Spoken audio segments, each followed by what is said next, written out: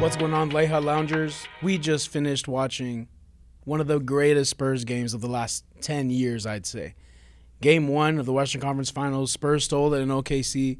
Victor Wembanyama had a coming-of-age game. How would you explain it? How would you explain that game?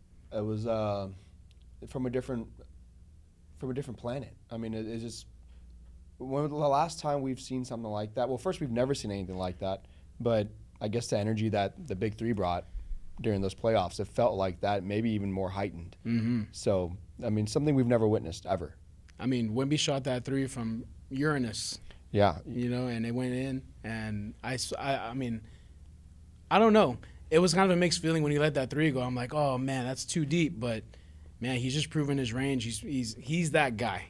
He's that guy right now. When you walk out of your house to your backyard to de-stress from what was a very stressful game, and you hear honking in your backyard, it just shows you that we're that team. We're there. Yeah.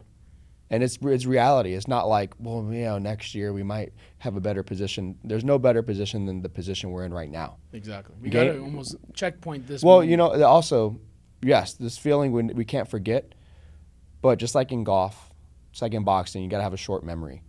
Game 1's done. Can't admire your own work. You can celebrate, but you can't admire your own work because you might get hit back. Mm-hmm. So they're a veteran team. They've done it before. They've been 0-1 before.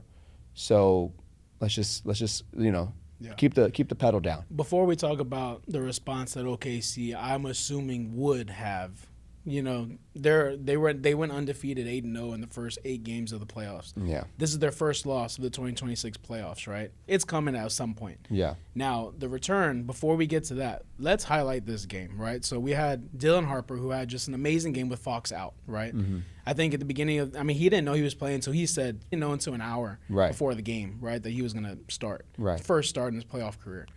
But, man, what a way to answer the call, right? I mean, he has just been, you know, his maturity has, you know, it's like everyone's been saying he's like a 10-year vet already. Mm-hmm. He's playing like a 10-year vet, and he's, 20?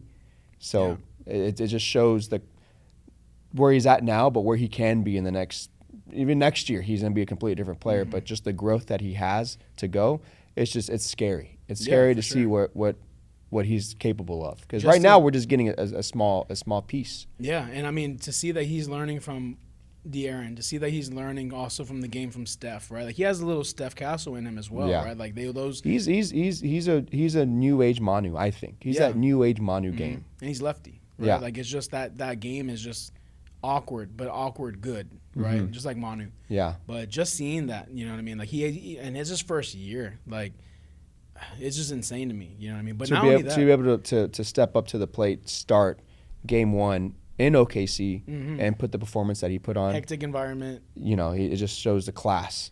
Yeah. And it shows, again, how good the front office is to be able to put not just Dylan Harper, but Carter Bryant, who I know you'll probably touch on later. Carter Bryant to guard not just SGA, but everyone, you know, and shut everyone down. And, you know, the front office is the best in the business. Mm-hmm. Not only that on the recruiting, but the development side, right? Yeah. To develop these guys, put these guys in these awkward situations. Like, I mean, if you're paying attention throughout the season, this isn't the first big-time situations that they've been in. But that's the preparation of knowing where we're going to end up, because we're going to need this. You know, then early on in the season, you know, they'll start Harper or they'll start Bryant and just say, hey, let's see what you got. For sure. Because you're going to need it. And who did that? Pop did that early on with the young guys back in the day. That's how you get a deep bench. That's how you started that deep bench, man. And, man, there's so many storylines in the game last night. It was just the Wemby not getting the MVP and SGA getting it in front of his face, right? The Chet and Wemby hate. Chet and Wemby hate. You know, there's De'Aaron not playing. There's the like we touched on, the Dylan Harper, right? Like, there's so many storylines in this series that are just in this game that are just like amazing. That just made it the double overtime win.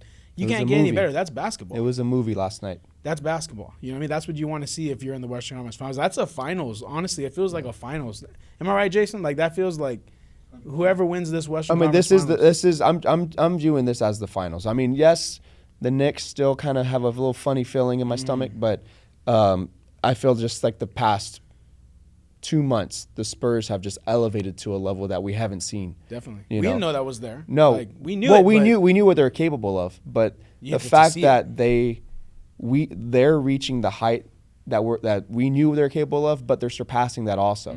So this is all new to us. I mean, it was the beginning of the year when they were saying, man, this team kind of reflects that 2014 Spurs team, like those old teams. Yeah, but they're also saying they'll make it in the play-in, but that's it. Just the play-in, from the play-in to potentially winning the whole thing. This year is really unique where we have the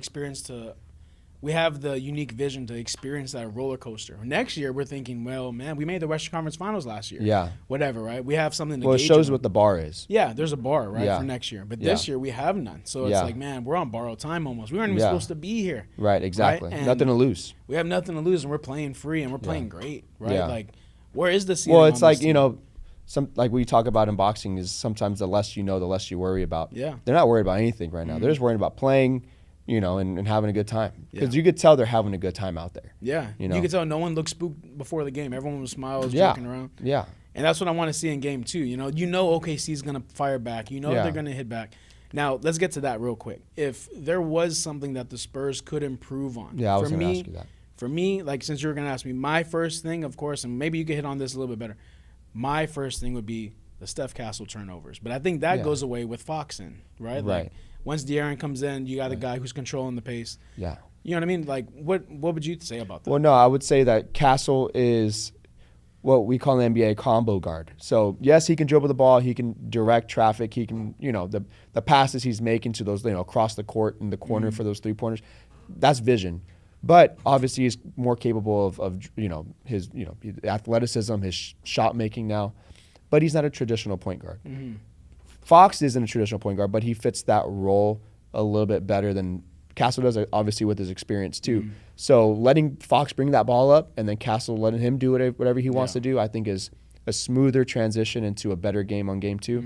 If Fox can play game 2, we're hoping he can. But yeah, turnovers, being able to control that and move the ball around.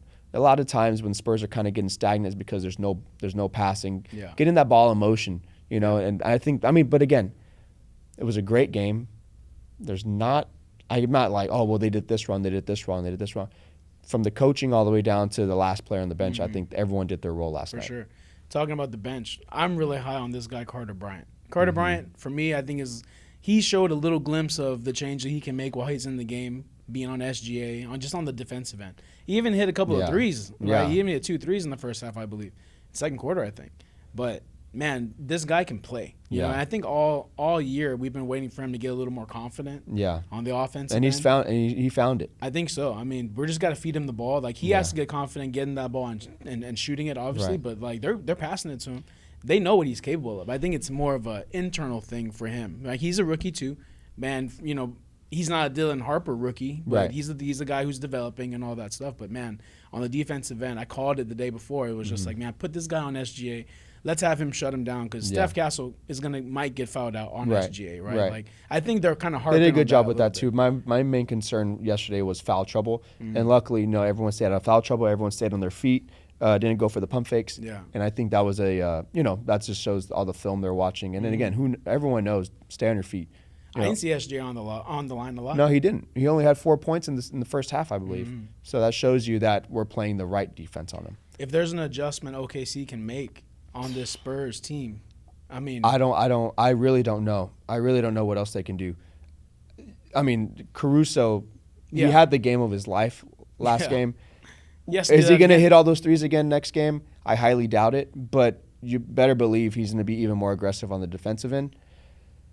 So I think, again, Wemby being able to find that post early.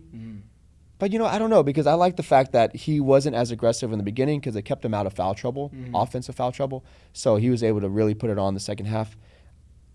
For changes for OKC, I don't know what else they do. I really don't. I mean, they played a great game. They played a great game. I don't know. I don't know what else they do. It's not like they were messing up a whole lot. And I don't think the Spurs played a great game. Like, we played great towards the end, but I think they missed a lot of shots. OKC missed a lot of shots, but I don't think it was because of them just being off. Yeah. It was the presence that Wemby brings, allowing all the guards to move around and play perimeter defense. They were missing shots. I think yeah, they were missing shots, but I mean, it wasn't because exactly. Yeah. It was because I think primarily because of the defense, not because they were just a bad shot. And not only that, you got to take away, like, realistically, I don't think Steph Castle's going to get 11 turnovers in this next game. I hope not. But, like, realistically, that's because he has the ball in his hands a whole lot more than he would normally have, right? Big thing for me, though, I think the biggest not the biggest takeaway, but the biggest adjustment that needs to be made is Cornette showing up to really give Wemby that break that he needs. Because, I mean, Wemby had he played 47 minutes. Not a lot of people have played those amount of minutes, but Wemby especially, who's coming off maybe an average of 28, 29 minutes. Yeah. At max. He was huffing and puffing. He was huffing and puffing, but he got that second win in the second OT. But Cornette needs to kind of find himself, find that aggressiveness, find that nasty, and allow Wemby to really take that break that he deserves, because he was a little spooked. He was a little spooked yesterday, and he's a champion. We're depending on him for his veteran leadership, and he didn't have it last game, but he's capable of it. Yeah.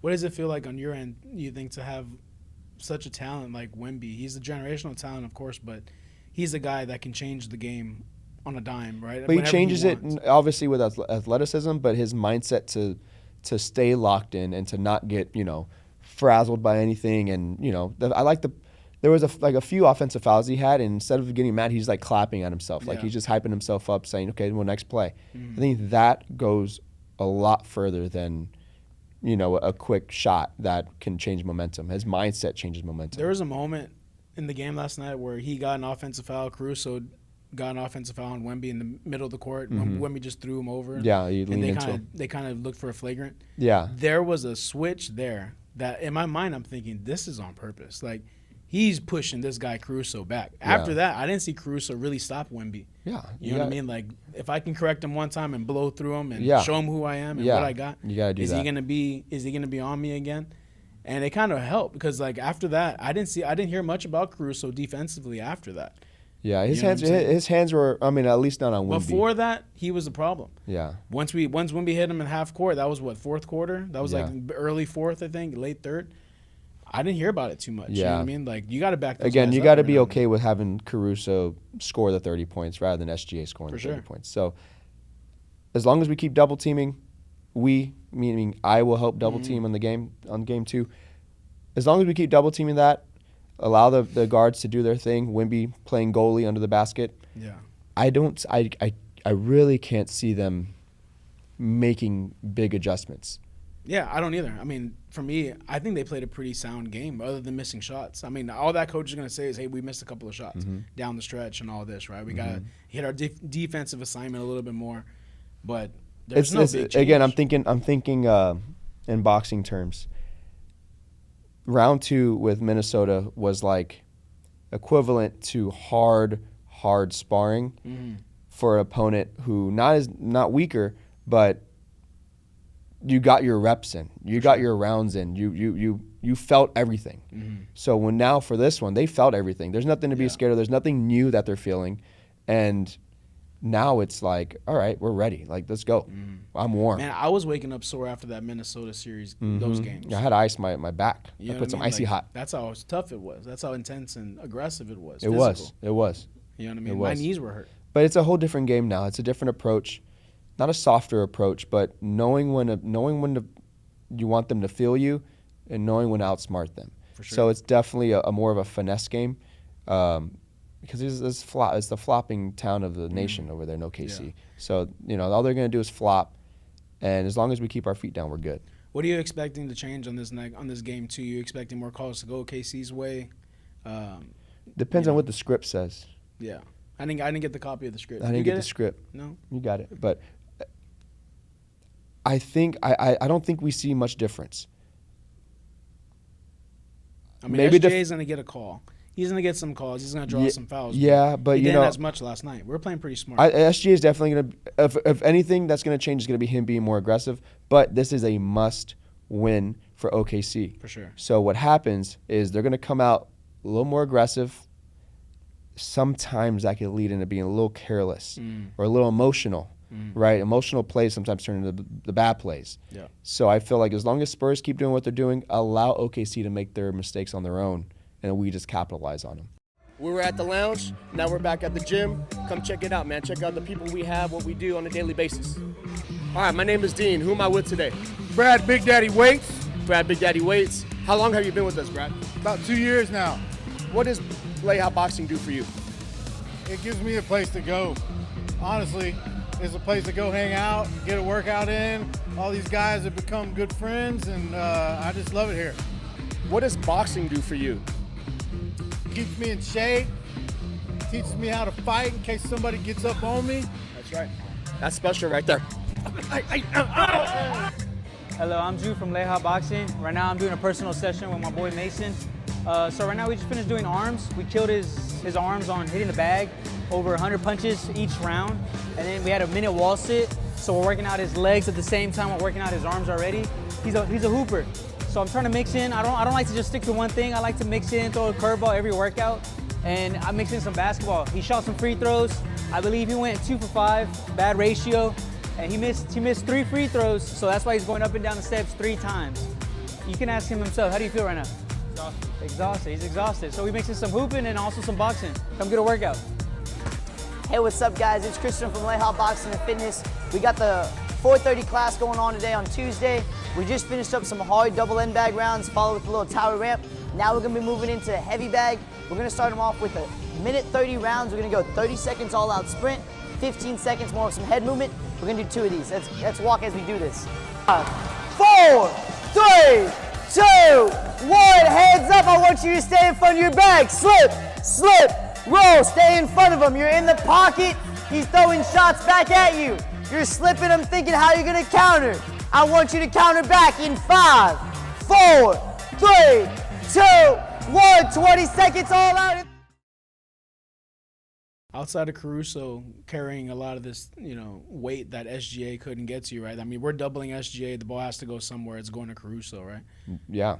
Outside of him, I don't really like Chet's irrelevant. I don't really see Chet doing much. You know what I mean? Yeah, Like, Lou Dort's known for that little high arcing 3-point shot. I mean, I think he only made 1 or 2. I don't know how much he made, but it wasn't effective. And I think being able to, again, double team, quick recovery, perimeter defense, those guys aren't going to hit those threes. Chet might as well have stayed at home. Yeah. He didn't really do much. He had that one block. That was I think a I big did block. more than Chet last night. Yeah, you did. You got more steps in than Chet. For sure. Shout out, James. Yeah, got the reps in last night. But Chet, again, everyone that I've been listening to, all the ESPN broadcasters and NBC broadcasters, they're like, without calling it out, it's a rivalry. With Wemby and Chet.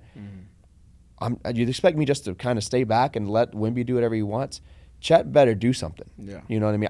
As a Spurs fan, I want to see him do something. For sure. You know what I mean? I want to see some bad blood right there, but it's just showing his true colors, I think. I mean, if all those people are creating that narrative, because they're creating the narrative. They're creating that narrative. I'm crazy enough to feed into it. Yeah. And I want that to be a chip on my shoulder, and he didn't mind. I mean, Wemby's on the rivalry tour, coming off of Gobert. Rudy Gobert, right? Coming off Rudy Gobert and then going right into Chet. Like, Yeah. this is Wemby's type of I mean, but again, he basketball, is just thriving in this atmosphere. This is what he was born for. You could just tell this is what he's been waiting for. It's like he's saying, I was waiting for this. This is the game I like to play. Like, this kind of competition. Yeah, and you could just tell that when it gets down and dirty, he's at his most calm state, which is, again, I think his mental approach is way more effective than his physical approach. I mean, sure, he's a freak of nature, but that mindset goes a long way. And another thing too, like I've been, deep diving in the comments and seeing OKC people, chime in, and they're saying, well, if he didn't have his height, he'll be nothing. You got a 7'4" guy on the other side too. Yeah. He's not doing anything. Exactly. You know what I mean? So it's not just the height. It's what you do with it. Yeah. And Chet, he's an inch shorter, 2 inches shorter. He could be doing the exact same thing. Yeah. He's an inch shorter, but he came up 30 points less. Yeah, exactly. So it's not like what Wemby said. It's like in terms of rivalry, I don't see one because they're on different levels. Yeah. He said it, not me. In my personal opinion, I think Chet's a little soft. SAWFT. He's soft.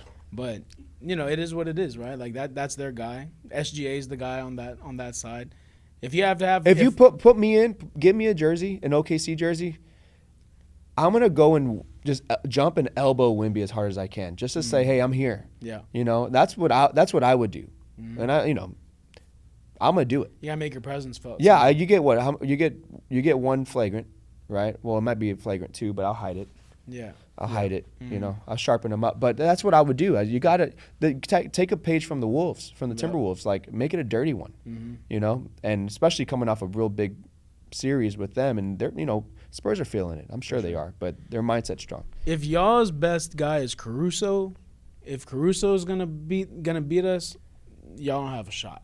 Just No. If you're an OKC fan, y'all are. But banking again, on this Caruso. only gets me into more of a can't get too high now. You know, we can't. We got to keep our feet on earth. Until I get punched in the mouth, I'm gonna come out, slanging. Yeah, you know what I mean. I agree. But They got to punch us in the mouth, and we got a lot of firepower. You know, if they shut down Steph, we got Harper. If they shut down Harper, we got Fox. Yeah, that's what I'm saying. Like SGA gets the switch. All right, now you got Harper on you. All right, now you got Steph on you. Now you got Fox on you. One of the big things that I saw late in the game is the Spurs went zone, and it kind of They went zone because every time Cornette was on the court, they had to go zone. And no, they did it with Wemby too, but that helped, and that really threw them off because that keeps Wemby at the basket. You know what I mean? And you got the outside perimeter covered. So, I mean, every 3 is contested, and you force them to go inside, and they can't. You know, I don't know what adjustments they're going to make, honestly, for Game 2 tomorrow. But they got to take that Danny Zuko approach where you just grab, he's playing basketball for the first time, and he's just doing this. You can take that Danny Zuko approach. Yeah. I think, I don't know. Not that I'm going for OKC, but, man, show some life. Like, I might, put some words in my mouth. We got to, keep our feet on earth. But I think, if we put up a good competition tomorrow, they're going to have to punch This us back. is a must win. They're gonna have to but punch again, that's why I think, boxing translates perfectly. There's a fine line between fighting for it and becoming desperate. Yeah. When it gets tough, because there's going to be runs on both ends, there'll be runs on both ends. When it gets tough, do you become desperate? They have enough experience to not, but they have never seen a team like this before. Yeah. So Exactly. if they're desperate, it's over.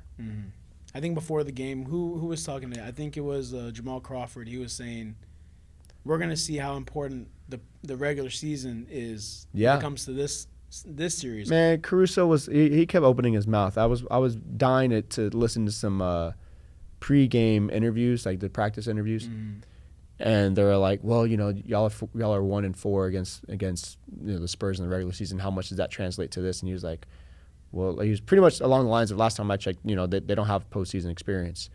So it's doesn't mean anything. It means something. Yeah, I mean, this win is big. You couldn't win in double overtime. You had 2 overtimes to try to beat this team. You couldn't. If we're fighting, and I hit you with everything I got in the later rounds, and you're still standing, and then you beat me, you knock me out, and then I gotta fight you again. And then I gotta fight you again. Think about it. Like, I gotta fight you again. How do you think I'm gonna come out? I gotta die on my sword. Yeah. Or either. I mean, that's the mindset I would come out have. smarter. And I don't know how. Right, because you come out smarter. I still gotta hit you, Exactly. knowing you can take it. That's a mind game right there. And I don't know.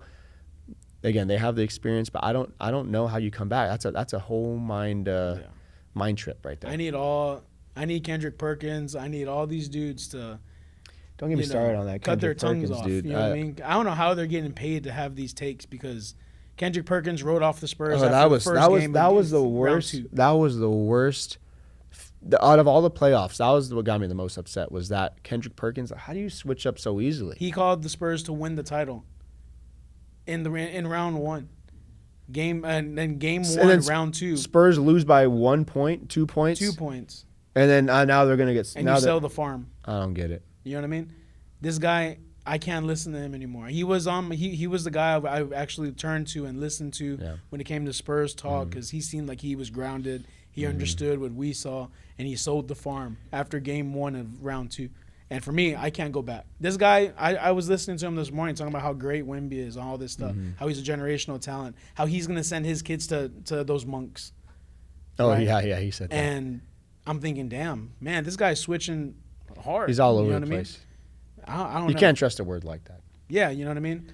I listen to the guys in my brain. and they seem to steer me right. There's plenty of them in there too. You know what I mean? There's a lot of guys in there. I listen to those comments, Mm-hmm. and they seem to steer me right. And it's not so far-fetched to think I have my feet on the ground thinking this team could go all the way. But on the other end, you can say, man, it took us double overtime to win this game too. We had to dig deep a little bit. You know what I mean? Like, we were playing pretty good. We weren't that bad. But again, this is when you play away, you're already expecting a 10-point lead. It's like you playing 10-0, starting off 10-0. So that's you got to take that into account. We fought for that double overtime in their backyard. Yeah. At home, it's different. Man, I don't know how you could be an OKC fan right now, like, and feel safe. Like, Yeah. you're counting. You lock your doors lock your door at night. Yeah, Wemby's coming. You know. Yeah. Alien invasion. Phew. I don't know. I'm excited. It's just because this year is really unique because we don't have anything to really compare it to, right? We haven't been here in 9 years. Like, what do you compare it to, right? It's We all have nothing borrowed to compare time it to. almost. It's not. We don't know when it's gonna end. I don't want it to end. No. It's not gonna. It's end, not gonna end. You know, they just rejuvenated the whole city in basketball here. You know, this is basketball. They're saving basketball. NBA, they're saving y'all. You know what I mean? Like Spurs and OKC, like even just the Spurs in general. Forget OKC, they're not posing much. They're posing a threat. Who knows? But like, Spurs are saving basketball. You know what I mean? Everyone's watching the Spurs. Everyone's watching this game. You know what I mean? It's who's even on the Eastern side. You know what I mean? You ain't worried about that. I just don't know who's going to beat the Spurs. Like, yeah, I get it. It's one game. But even if the Spurs had lost in double overtime, I'm still thinking, damn, it took them double overtime to beat us. You know what I mean? But I think winning this double overtime, I think it completely. I agree. Like they had to fight this hard for that game, but the fact that we won this game is just. I think there's something in your mind that's going to switch up when their feet hit the floor again, knowing that the big bad monster is waiting for him again, and his little minions. Yeah, I don't know. They're gonna rock him to sleep. What are your plans for game 2? What do you usually do?